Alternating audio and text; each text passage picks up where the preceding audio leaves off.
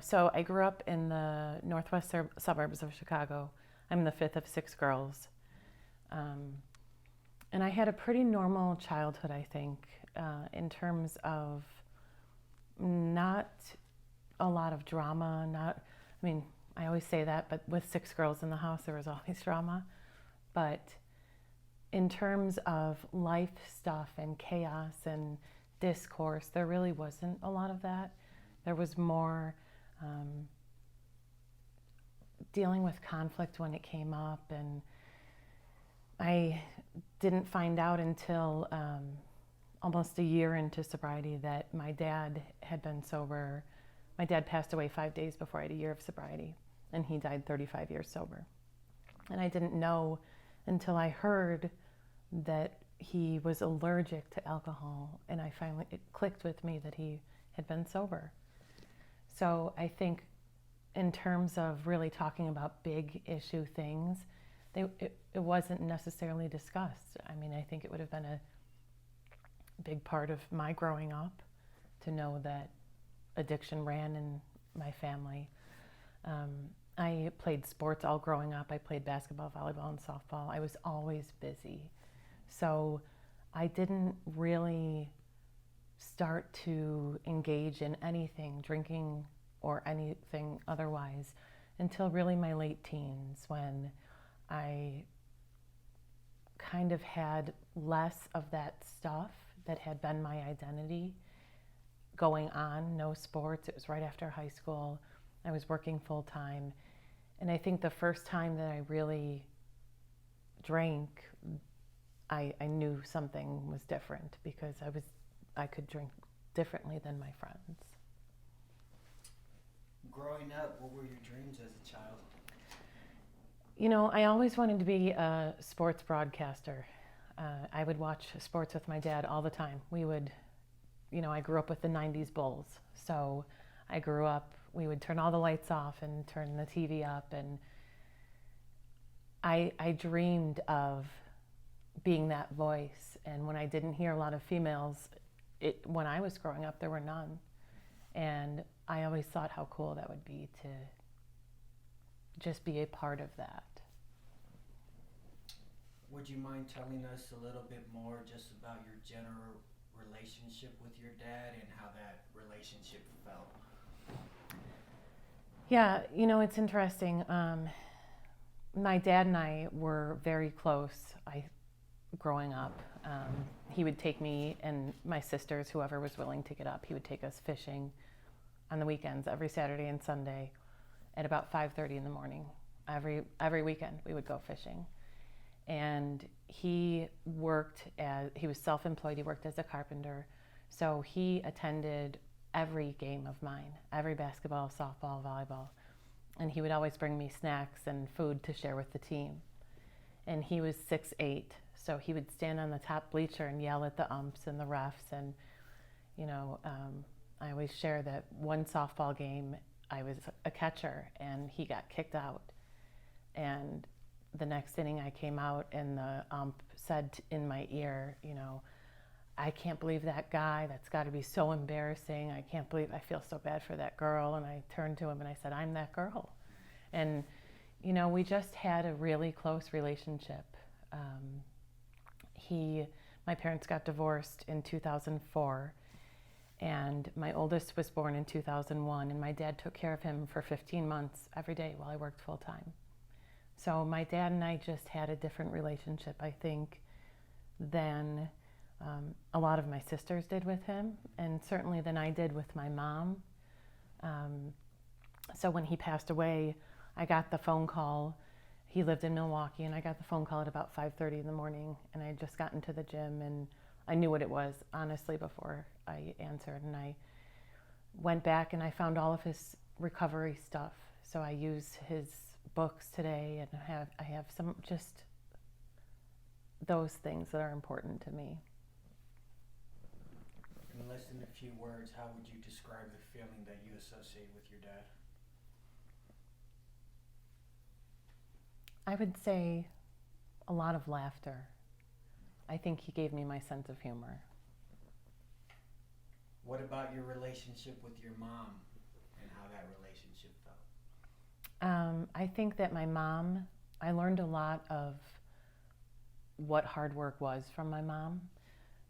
I have 5 sisters, and she went back to school when I was in 1st grade, and I still remember taking the train downtown Chicago, and we would sit in the lobby while she would take tests. And she finished her master's in social work and was on high honors the whole time.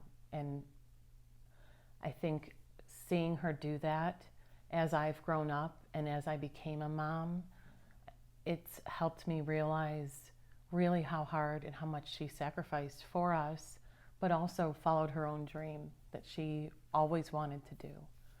And today I think we have such a different relationship because we can relate as more than just mother-daughter, but it is that friend level, and I appreciate that. How would you describe in a few words the feeling you associate with her? Like, well, when you think of your mom, like in the relationship, do you think of like joy? Do you think of, like you said, for your dad it was laughter? How about for your mom? I think for my mom, what I think of is compassion. She gives so much of her time and energy to other people, and seeing that has made me want to be more giving. What would you say are the biggest things you learned from your parents? I think I learned that no matter what we were going through as kids and struggling, my mom stayed home with us while she was going to school, and my dad was working here and there were a lot of kids in the house. And yet we still had fun. We did fun things. We did intentional things. So I think I learned to be intentional with my time. Can you tell us about your first love and how that felt? And your first love can be anything you associate as such. So it can be a person, it can be a thing, a hobby, whatever you associate as your first love. I think for me, my first love, what comes to mind initially is the person who was my first love. And I think learning so young what that felt like, and being able to look at that in hindsight and realize what that really was, and that it really was that young love, and just really how precious that time can be, and how much growth and lessons I could learn from it. How'd that young love feel? I think looking back now, I think it felt exciting. Can you tell us about your first loss or heartbreak? And it can be whatever you associate as your first loss or heartbreak, and how that felt. I was a freshman in high school, and I grew up in a little small town, and we had a school bus that was hit by an express train, and 7 friends of mine died. And I vividly remember that entire week and a half of wakes and funerals, and feeling that gut-wrenching kind of loss that I think I didn't ever really process truly until sobriety, until I started digging into what was I pushing down for so long. Who would you say first taught you love, and how? I think my mom first taught me love. I think as simple of an answer as that is, or maybe the most obvious sometimes, I think doing things together was what showed me love, not buying me things, but being present. What's love to you now versus what it was to you compared when you were younger? How do those 2 different loves feel? I think love to me today is relationships. It's true and deep and honest and genuine relationships. And looking back, I don't know that those relationships before were really that way. But in that moment, they felt that way because I don't think I knew any different yet. And so when I learned differently, I think understanding that I can love myself, and what does that mean? And that I can't ever really love anyone else until I got that love inside. What does loving yourself mean? I think loving myself was one of the hardest things I did in early sobriety, and that I was taught that I needed to do in order to really keep doing the work. And what that feels like and means to me is forgiving myself for my past, not regretting things that I did that taught me lessons, and loving who I am right where I am. Not what I want to be or who I used to be, but right here. Can I look myself in the mirror today and pass that mirror test?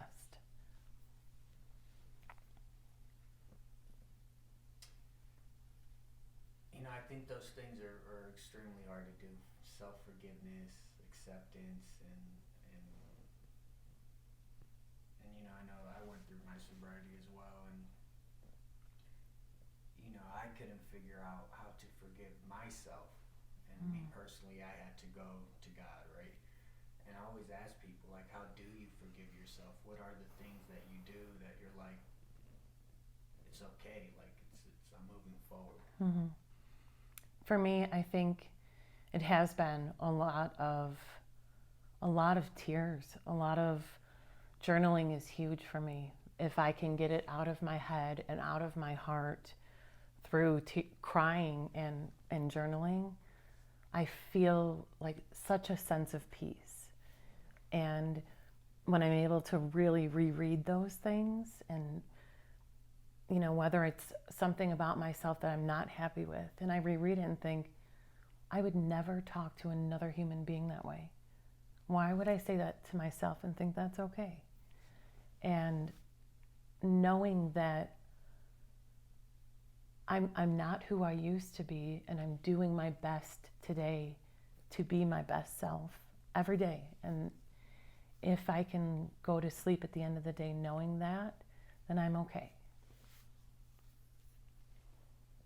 Can you tell us what a general good day for you is? Like, you go through your day and you're like, man, today was a good day. I think my days are pretty routine. I have 3 kids, 19, 15, and 10. And today, my routine, my alarm goes off at 3:57. I'm up, I'm journaling, I'm reading. For me today, my days go best when I do mind, body, and soul work every morning. And when I don't, I feel it, and everybody else feels it. And what I know today is my really good days are when I start that way and put the oxygen mask on myself first so that I can take care of everybody else. And that includes, reading, journaling, going to the gym, and just trying to be present wherever I am. I want to be where my feet are, not ahead of the game and not living in what I did before. What about a bad day? And during that bad day, what are some of the things you do to push through it? I am firm in the belief that bad days happen, but what I've learned is that, was it really a bad day for me? Am I really having a terrible day, or am I having a terrible last 5 minutes? And it's taken a lot of work to really pause. For me today, what works is pausing. As soon as I start to feel that restlessness, that discourse, something is off. Something's going to go off every day. It's how I react to those, and what do I do next? What is my next step? And my days go best when in the middle of that chaos, and I can pause and call somebody. You know, our phones are always in our hands or next to us or anywhere. And if I can pause for a minute, call somebody, reach out to someone and say, how are you? As soon as I get out of myself, my day turns around in a second. So not staying stuck in me is what helps me get out. What's a person or an event that shaped you, good or bad? How does it feel when you reflect on that? I think my immediate reaction to that is the bus accident. You know, there were 3,000 people in our tiny little town. We knew everybody. We all grew up together. I played U4 soccer with several of the kids who died. And the way that our town came together and has continued to come together, that was almost 26 years ago. And still, we all stay connected and we all love each other and care about each other. And watching each other grow up and become parents has been really cool. And staying connected to the families of friends who passed away. What's been a humbling experience for you?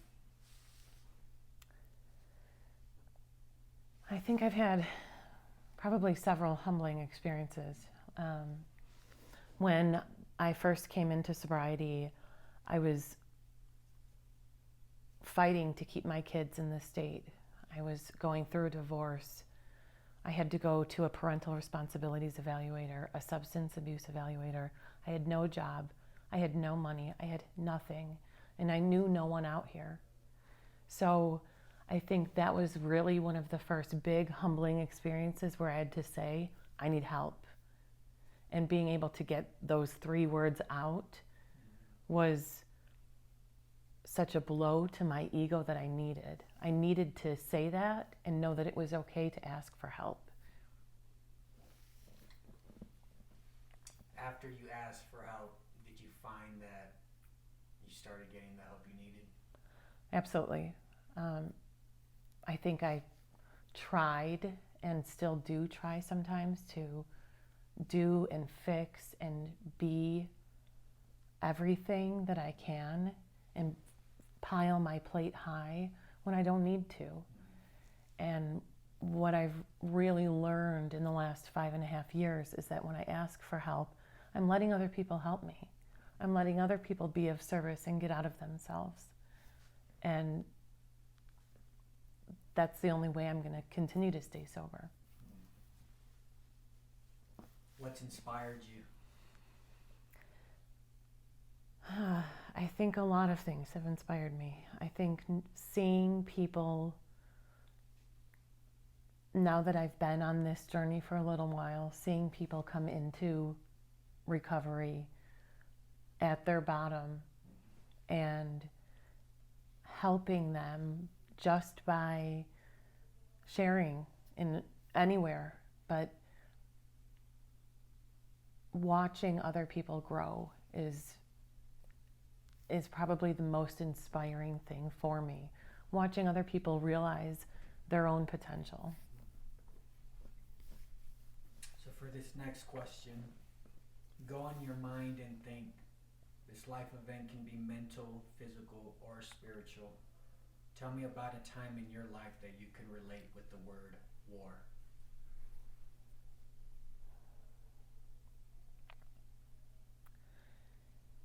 I think towards the end of active addiction, I honestly felt at war with myself almost every day. Mentally, physically, emotionally, I didn't even know who I was anymore. I couldn't look in a mirror. I didn't know how to function without drinking. And I didn't know how to function while I was drinking because I wasn't. And it was such an internal, and I feel that as I'm sharing, it was such an internal battle, it felt like. I knew what the right thing to do was.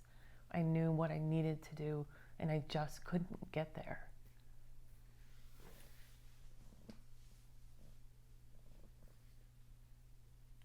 So during that war, I mean, there's a lot of things going on, right, in active addiction and, not being able to stand your own reflection. What brought you to seek a new way of living? Well, the simple answer is that my sister who lived in Virginia at the time, flew in the night before, and I was confronted the next morning with about 2 or 3 large garbage bags full of empty vodka bottles. And I was told that I needed to go to rehab, I needed to call someone for help, and I needed to see a counselor, or my kids were going to be going back to Illinois. And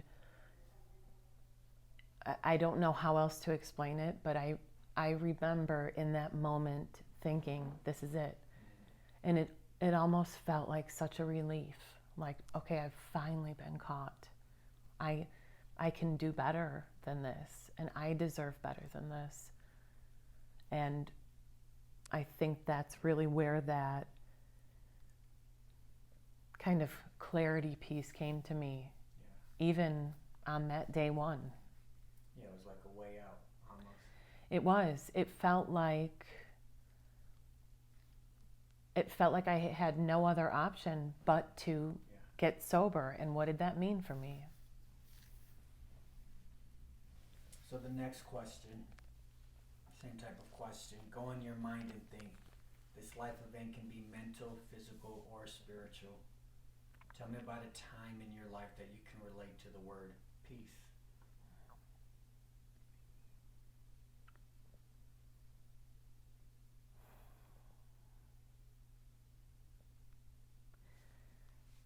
I think honestly, early in recovery, I didn't want to share with anyone. I didn't want to talk to anyone. I was there so that I didn't lose my kids. I was there so that I didn't lose a marriage that was already broken. And a woman came up to me and said, if you aren't here for you, you won't stay sober. And we talked for about 45 minutes, and I felt like I left there 20 pounds lighter, like knowing internally almost that peace that passes all understanding. I felt that, okay, I can do this. I can do this, and I have to do this for me. And that's not selfish. Everybody will reap the benefits of this. Can you describe, if you can, that feeling of peace that surpasses understanding? Honestly, it felt like a calm almost, that I wasn't going to be alone in this. And I think that in early sobriety, I felt so alone. I felt like I was being deserted and abandoned because I physically was. And I was alone out here in a new city. We'd only lived here for 8 months.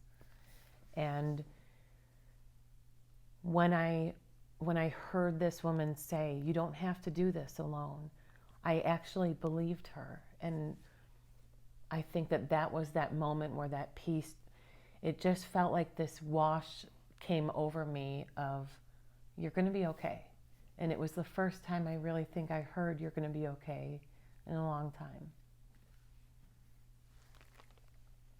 Can you tell us about a truly difficult time in your life, how it felt and how you endured?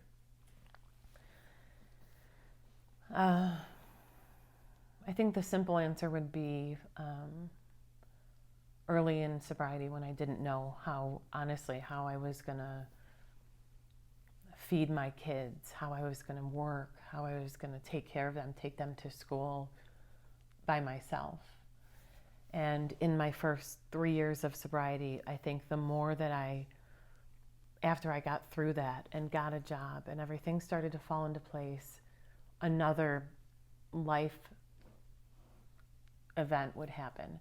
My dad passed away, and then my oldest went through some really hard stuff, and he was missing for 3 days. And I honestly didn't know if I was going to make it through that. I didn't know if I would make it through it physically. And when I got through that with him and he was okay, I realized that I didn't even think about drinking through any of that, that wasn't my solution anymore. That my solution was to turn to people who could help me. And they did. And they showed up. And I don't know how I got through that other than those people and something clearly greater than myself.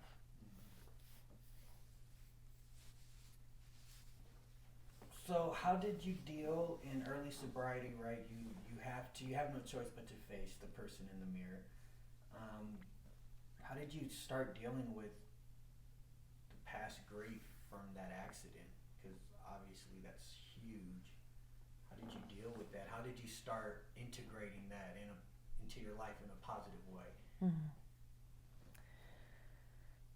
I think as soon as I started really sharing bits and pieces of my story and how the life events that I had been through or witnessed or walked with other people through, as soon as I started sharing that stuff, my load got lighter. And when I started sharing even feelings of what the bus accident really meant for me, being able to work through that stuff, meeting with counselors. I met with a therapist 3 or 4 times a week in early sobriety because I didn't know what else to do. I talked to other people who had much more wisdom in recovery than I did. And I said, I don't know what to do.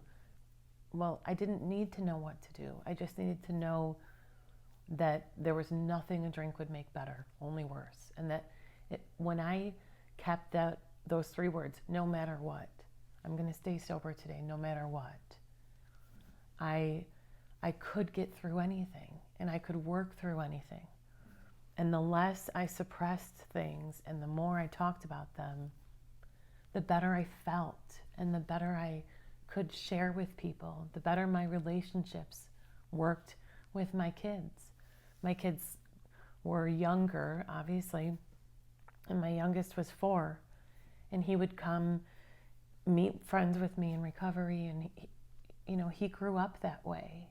So being able to build those relationships on a transparent level, vulnerably and honestly, I think is really all that helped me get through it.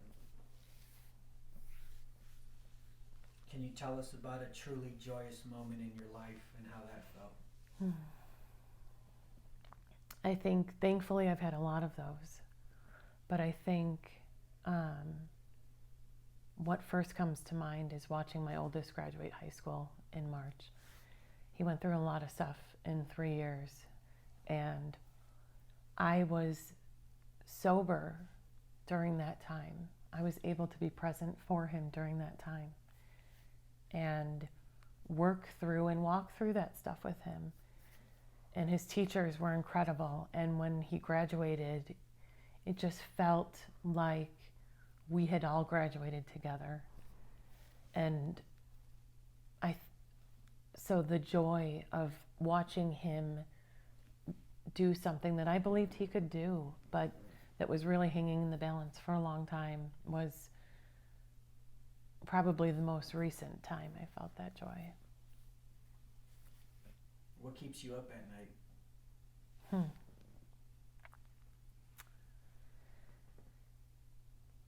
I think I'm not a very anxious person.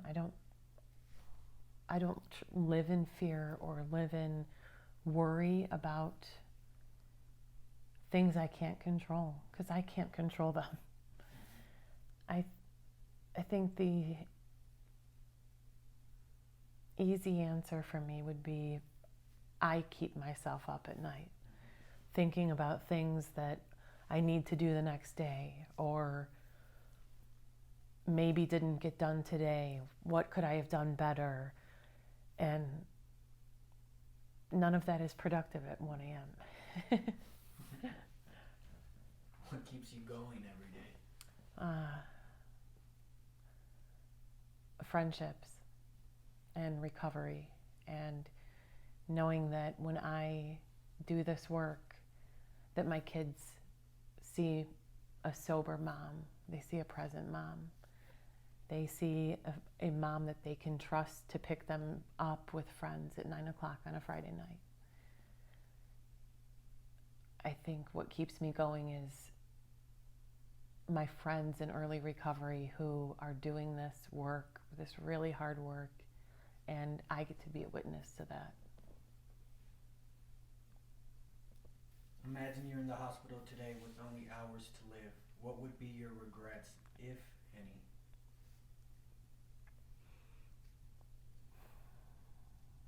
I think my regrets would be that I wasn't present for a long time at the end of active addiction. That when we moved here, I wasn't the mom that I could have been. And I wasn't available to my kids. So obviously you're alive and well. Do you feel you can change or make amends with those regrets moving forward? Every day I feel that way. Every day it's living amends with my kids. Every day it's showing them that when I take care of myself, when I take care of my physical health, mental health, spiritual health, all of it, that we all function better together as a family. You told me what your dreams were as a kid. What are your dreams now? My dreams now would be to keep working with people in recovery, to keep serving and getting out of myself. I had the opportunity to serve down on Skid Row a couple months ago. And for me, that is one of the greatest gifts in sobriety, is being able to give back with no expectation of reward, especially somewhere and to people who are not capable of giving back. But my dream would be to just continue to do this work in recovery so that other people can see that recovery is possible. You're the co-author of your life, but what's your picture perfect ending?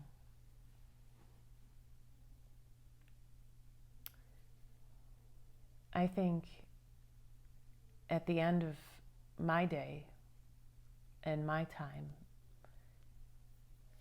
hearing my kids and hearing grandkids and hearing my friends say, well done, and thank you, and being able to know that I did my best. That's all I can do, is do my best. So I think being an example for my kids that